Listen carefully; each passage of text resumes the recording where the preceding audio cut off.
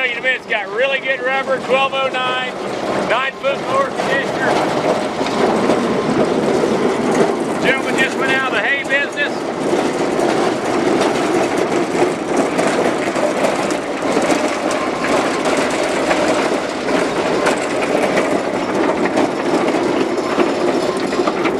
Runs good. We'll show you here in the picture how good this rubber is.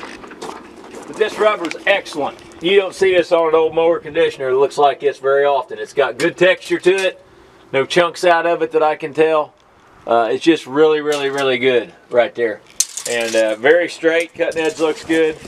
Like I say, he just quit haying. And there is a slight non-factory weld right here where this bracket hooks on. I don't even know why I don't see where it's been into anything else. It almost looked like they did it to reinforce that. But other than that, very straight. Everything's as it should be. 540 PTO. Seems like a good unit. And it's got the hitch with it.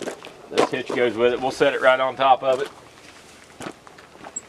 So you can hook that on your tractor and it just sets down in there. You work it around. He said it did a good job.